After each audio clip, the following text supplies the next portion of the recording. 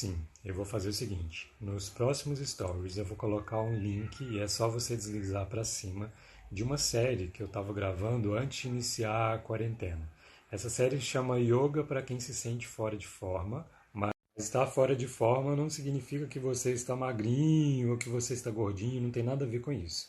Eu criei essa série para estimular todas as pessoas a perceberem e entenderem que elas podem praticar yoga. Porque yoga é uma filosofia de vida, mas a gente quer praticar os asanas, né? A gente quer fazer aula, até por isso que eu posto lá no YouTube. Então você pode arrastar para cima nesse stories aqui que você vai cair na aula 1 dessa série, onde eu vou explicando passo a passo, te espero lá. Realmente, para quem tem frouxidão ligamentar, precisa estar muito atento para não se machucar. Isso porque o yoga tem muitos asanas, muitos exercícios que são de flexibilidade. E se você tem uma frouxidão ligamentar, você pode estar estimulando uma articulação de forma incorreta e isso vai ser prejudicial para você. A gente pode pensar numa articulação simples, por exemplo, como o nosso cotovelo, né?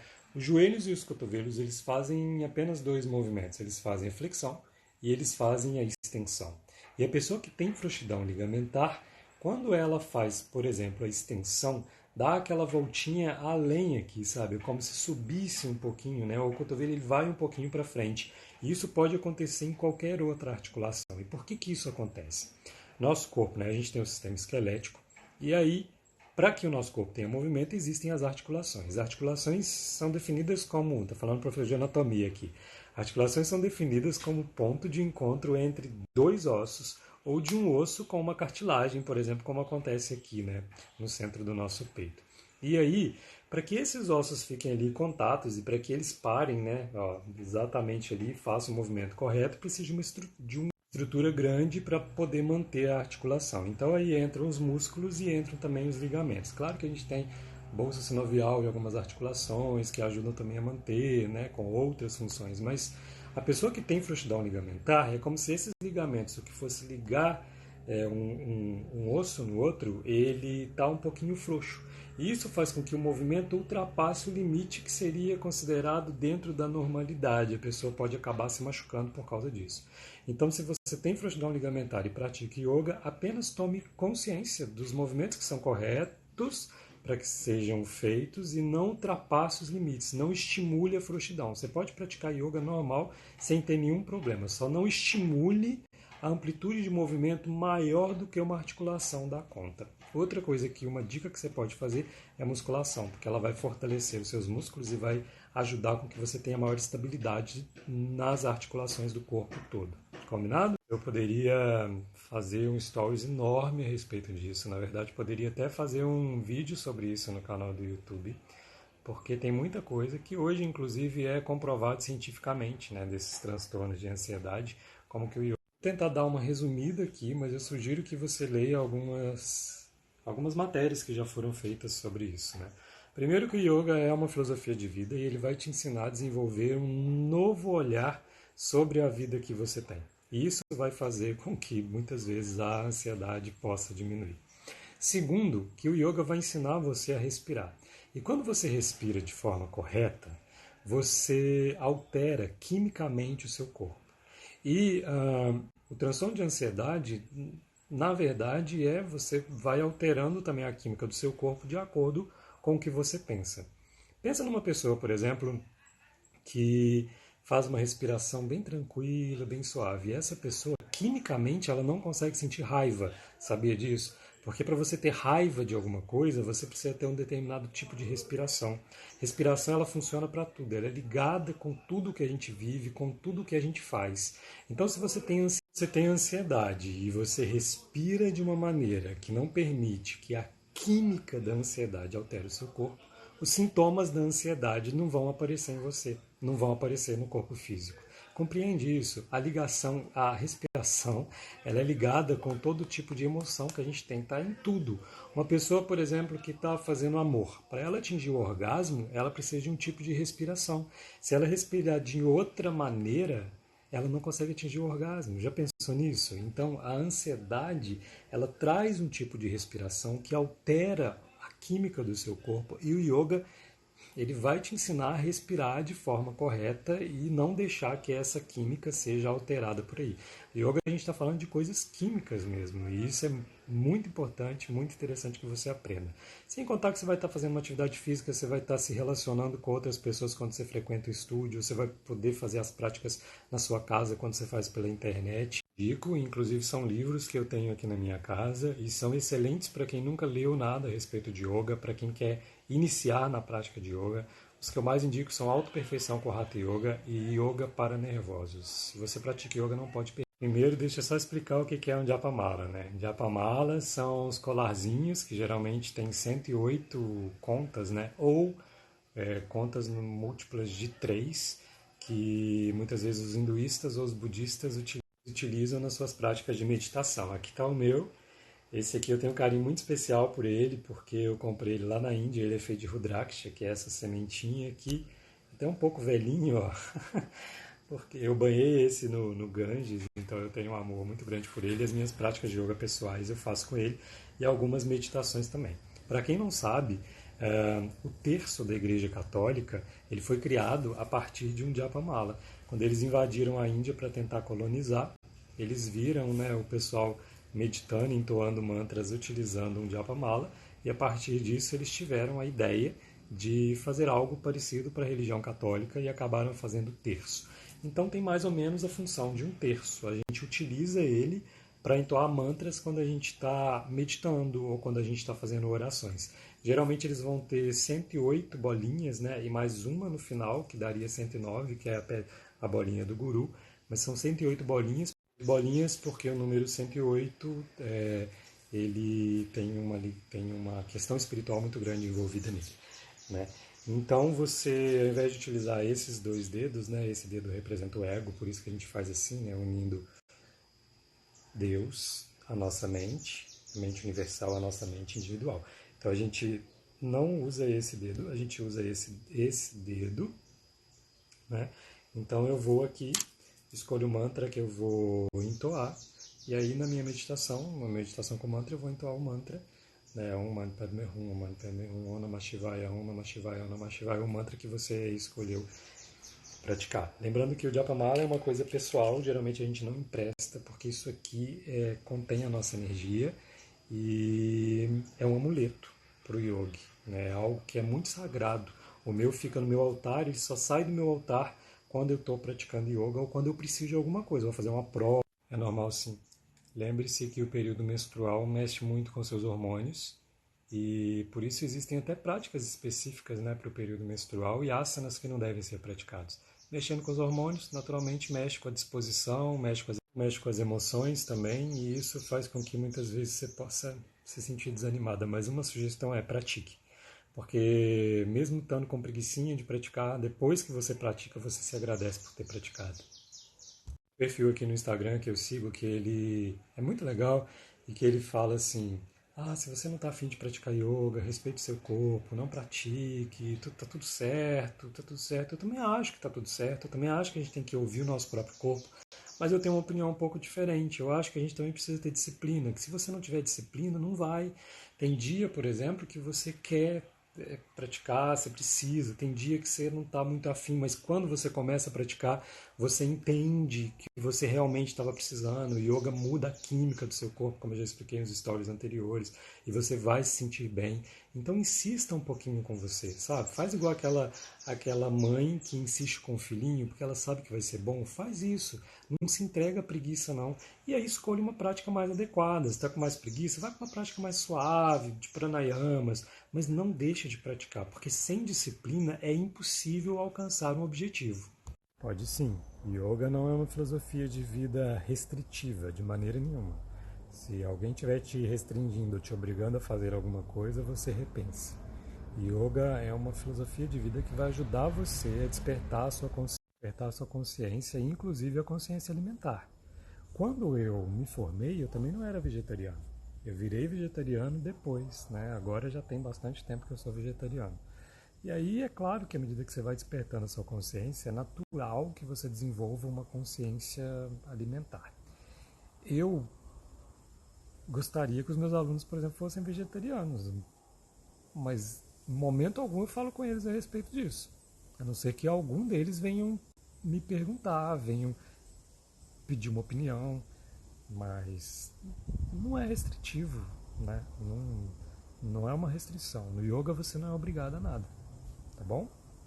Qualquer um dos vídeos. Você pode fazer práticas suaves, pode fazer práticas mais fortes. A menstruação não vai te limitar dentro da prática de yoga, não. Existe essa questão, né, aí das posturas invertidas, mas durante as minhas práticas, por exemplo, eu sempre oriento, tá? No período menstrual, faça tal coisa, que foi o que eu aprendi nos livros. Aí outro dia uma seguidora daqui, alguém me fez essa pergunta, eu respondi, e ela me falou que inclusive essa teoria de não poder fazer a invertida, ela até me mandou um estudo, que eu confesso que eu ainda não li, porque eu não tive tempo, de que essa teoria já caiu por terra, né? Tipo, que as pessoas... E ela justificou, né? Ela me explicou muito bem, né? Que pode sim, pode fazer até as posturas invertidas. O que eu estudei, o que eu falei com ela, o que eu estudei, pela questão fisiológica, ela me explicou que não teria problema fazer. O que eu estudei é que no período menstrual as mulheres não fazem as posturas invertidas, só isso. O resto tudo está liberado, pode fazer à vontade, tá? Agora, tá aí, existem pesquisas, você pode de repente pesquisar um pouquinho também, tá bom? Que se faz ou se não faz as posturas invertidas. Como eu não li ainda, não vi a pesquisa ainda, eu ainda oriento para não fazer.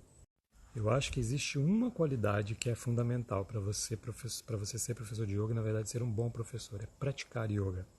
Você tem que gostar de estudar, você tem que gostar mas você tem que praticar. Tem que praticar. Essa é a... Olha, eu acho essa resposta muito individual, porque tem que ser analisada a rotina da pessoa, entende? É muito complexo falar quantas vezes, né, por semana é o ideal. É uma resposta muito individual. Existem práticas de yoga focadas nesse fortalecimento do assoalho pélvico, né? Todas as práticas a gente coloca um pouquinho, principalmente a conexão ali do Dhyana Bandha, do Mula Bandha, mas existem práticas específicas para isso. Então, eu não estou fazendo aulas ao vivo, porque as aulas ao vivo elas perdem muita qualidade. Perde a qualidade do som, perde a qualidade da imagem. E eu vejo professores maravilhosos, que são excelentes professores, dando prática que não tem muita qualidade. E aí, se não for para entregar uma coisa assim de muita qualidade, às vezes eu prefiro não fazer, porque as pessoas podem ter dúvida, pode ficar complexo. Eu vou estar fazendo lives, mas não de aulas, por enquanto, pelo menos enquanto eu não tenho o equipamento correto para isso, tá bom? Pois é, eu tenho práticas já voltadas para a melhor idade, práticas muito suaves que os idosos podem fazer pelo YouTube, gratuitamente. Inclusive, segunda-feira a prática vai ser uma prática bem suave, mas eu tenho aulas até na cadeira. Você pode pesquisar e convidar o vovô e a vovó. Tenho sim, no próximo Stories eu vou colocar para você arrastar e já cair direto lá. Na verdade tem várias, né? Mas eu vou colocar uma para você, tá bom? Tá aqui embaixo. Só arrastar para cima e aí você vai ter uma prática que não é a prática mais pesada, também não é a prática mais leve, é a prática intermediária do jeito que você quer. Então, eu acabei de responder isso num outro Stories, né? Você não tinha visto ainda que já tinha tido uma pergunta parecida. Mas não é que não pode fazer todos os movimentos, não tem problema. O que existe nas referências bibliográficas é falando que fazer as posturas invertidas, né? Porque imagina que o que tem que sair, tem que sair. Né? E quando você faz a postura invertida, você altera. Mas aí eu recebi uma mensagem de uma seguidora, eu nem estou citando ela aqui porque eu não encontrei aqui a mensagem dela, é muita mensagem que eu venho recebendo aqui, que ela fala que existem estudos que já diz que não tem problema. Inclusive, não sei se ela desenvolve um estudo sobre isso, que as mulheres no período menstrual também podem fazer a postura invertida. O questionamento que eu fiz com ela foi em relação aos 5 vaios, né? Aos 5 ventos do corpo, se isso não seria, de repente, não indicado nesse período menstrual, né? Mas, enfim, já existem estudos sobre isso. Tenho sim, tenho várias aulas lá no canal. Hoje mesmo aqui nos stories eu deixei o link de uma aula para iniciante e agora, então já que você está me pedindo, eu vou deixar o link de mais uma aula para iniciante no próximo stories. Só você arrastar para cima aqui que eu coloquei o link de uma aula para quem é iniciante. Espero que você goste. Inclusive essa aula que eu estou te oferecendo é uma aula que faz parte do meu curso, do meu pacote de aula gratuita não, meu pacote de aula paga. Gente, agora está ficando muito escuro, eu vou responder essa última e depois eu vou deixar para responder as outras amanhã, ainda tem bastante pergunta, tá? Eu dou aula presencial em Búzios, sim, esse é o meu trabalho, né, meu principal trabalho, e eu dou aula na Eu dou aula na pousada Águas Claras, né? A casa Shanti física, ela fica dentro da pousada Águas Claras, aqui em Búzios. E quando você vier a Búzios, se você quiser se hospedar na pousada, conversa comigo, porque eu tenho um cupom de desconto para quem vai se hospedar na pousada, tá bom? Vou deixar aqui o Instagram da pousada, caso você queira conhecer, e também um link para você também arrastar e fazer a sua reserva, tá bom? Agora na quarentena a pousada está fechada, é óbvio, mas daqui a pouquinho ela está aberta, é só arrastar aqui para cima. Olha, essa é uma pergunta muito individual, porque a gente precisa analisar o doce de cada pessoa. Não é que a gente vai retirar completamente um determinado alimento de uma pessoa, mas a gente vai orientar qual alimento não é indicado naquele. A respeito do alho e da cebola, é um pouquinho polêmico isso aqui, porque o alho e a cebola, eles têm benefícios legais, o Ayurveda nos ensina. Mas, por exemplo, linhas como a Ananda Marga, que é onde eu me formei, falam sobre como o alho e a cebola podem atrapalhar no processo meditativo. A gente classifica os alimentos dentro da Ayurveda em três divisões, né? Tamásicos, sáttvicos e rajásicos. E aí a gente precisa entender um pouquinho dos alimentos. O alho e a cebola, eles atrapalham a meditação, por darem uma estimulação para o sistema nervoso. Mas eu como. Para quem não come, você pode substituir, por exemplo, com assa fétida. Geralmente ele é vendido em lojas de produtos naturais, num potinho assim. Tem um sabor muito parecido, é muito gostoso. Na verdade, nós temos passado por tempos muito difíceis e muitas pessoas estão com problemas para desligar, com problemas no sono. E mesmo quando dormem, estão tendo pesadelos e tendo sonos não muito revigorantes. A sugestão é que pelo menos 1 hora antes de dormir você não olhe mais o celular, não ligue a TV, não fique assistindo filme para dormir. Você vai se preparando para dormir. O que eu sugiro, na verdade, é que até o Ayurveda sugere para melhorar o sono.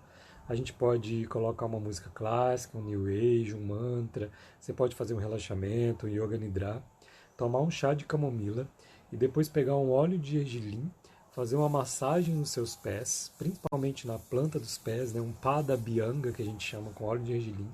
Depois você coloca uma meia e dorme. Isso vai ajudar você a dormir. Se mesmo assim você não conseguir dormir, faça Yoga Nidra, faça pranayamas, fica deitada, fica deitado quietinho, com os olhos fechados, respirando de forma consciente, porque o seu corpo ele consegue se revigorar, né? Fisicamente, energeticamente, mesmo se você não estiver dormindo e estiver respirando com calma. Se você pensar no Dharma como o que te faz feliz, podem existir algumas técnicas sim. Algumas pessoas elas têm muita dificuldade, né, para encontrar o caminho a seguir, para encontrar uma vocação, né? Mas existem técnicas que podem te ajudar. Você pode consultar, por exemplo, a numerologia kármica, a numerologia tântrica, que vai falar sobre o seu dom, né? O dom que Deus deu para você nessa vida. Você pode fazer mapa astral, você pode procurar ajuda no tarô. Existem muitos oráculos que podem te ajudar, mas eu penso, você pode fazer análise, pode fazer terapia, mas eu penso que essas respostas elas estão dentro de você. Então, para você encontrar o seu Dharma verdadeiro, eu acredito que é fazer silêncio e se observar. Ver, né, onde que o seu coração vibra, onde que o seu coração pulsa, porque é aí que está a sua felicidade. Olha, apareceram muitas perguntas sobre a menstruação esse final de semana, né? E sobre as invertidas. Acompanhe os outros stories que tem respostas bem legais lá. É no período menstrual. 1 ou 2 dias antes ou depois não iria interferir em nada. Eu não acho que o yoga se tornou moda, por isso eu não acredito isso a um modismo. Eu não acho mesmo. Eu acho que as pessoas elas estão cada vez mais vendo a importância da prática de yoga, diferente de muitas outras modalidades, por exemplo, que vêm, por exemplo, que aparecem na mídia e depois acabam desaparecendo, como é o caso da ginástica funcional, da ginástica natural, do próprio Pilates, que teve um boom e já deu uma diminuída, né? Cada vez vem uma coisa, né, da moda, para as pessoas buscarem uma coisa diferente. Agora teve o HIIT, né? Agora teve alguma outra coisa que eu me esqueci o que é, que estava bombando, todo mundo fazendo. E o yoga, ele tá aí, assim, é muito mais antigo do que essas outras atividades, né? E ele mostra que ele não é modismo exatamente porque ele não passa, né? As pessoas, elas vão conhecendo o yoga, vão praticando yoga, vão vendo a importância de praticar yoga, vão vendo que o yoga realmente vai mudando a vida delas e não é uma moda que passa. Por isso eu não acho que é modismo, não. Eu acho que as pessoas estão redescobrindo o yoga cada vez mais. Pode fazer mais uma prática por dia, sim. A única recomendação, você pode fazer quando você quiser. A única recomendação é que você, quando terminar uma prática, elabore ela primeiro, para depois você começar outra. A gente sai de uma prática de yoga, o yoga ele mexe muito com a gente, né? Fisicamente, emocionalmente, mentalmente, energeticamente, espiritualmente. Então a gente precisa de dar um tempo para a gente processar aquelas coisas que a gente vivenciou, as emoções que a gente vivenciou ali em cima do tapetinho, às vezes pensamentos que podem ser bons e podem não ser bons, podem ser. Você pode sentir raiva durante a prática, pode ter alguma coisa que te incomode durante a aula. Então, primeiro, elabore essa primeira prática que você fez, aí depois disso elaborado, bem digerido em você, aí você faz outra prática, tá tudo certo. Se puder, faça duas, uma de manhã, uma à noite, né? Uma de manhã mais power, mais forte para despertar energia, e uma à noite para te acalmar, mais restaurativa, tá bom? Mas se quiser, tem disponibilidade para fazer mais, faça mais, fique à vontade. E manter as articulações, principalmente o joelho, bem alinhado. Lembra que o joelho ele só faz dois movimentos, flexão e extensão. Então não faça torções e não force além do que você dá conta. Tá bom? Olha, você tem que observar como que são essas dores. São dores articulares? Se forem dores articulares, provavelmente você está fazendo alguma coisa errada. Agora, se forem dores musculares, é importante você ver qual foi a prática que você fez. Quando você vai na academia, por exemplo, e faz exercícios que forçam o bíceps, o tríceps ou o quadríceps. É natural que você sinta um pouco de dor na musculatura depois, né? Porque aquela musculatura foi estimulada. O yoga ele trabalha muito com a musculatura das nossas costas, dando fortalecimento para essa musculatura, né? Que sustenta a nossa coluna. Então é importante você estar atento se é uma dor muscular. E se for uma dor muscular, não insista também, sabe? Vai mais devagar. A ideia não é que você sinta dor. Quando você faz a prática de yoga as primeiras vezes na sua vida, tipo, um dia depois e o segundo dia após a prática, você vai ter muita dor no corpo, muita dor.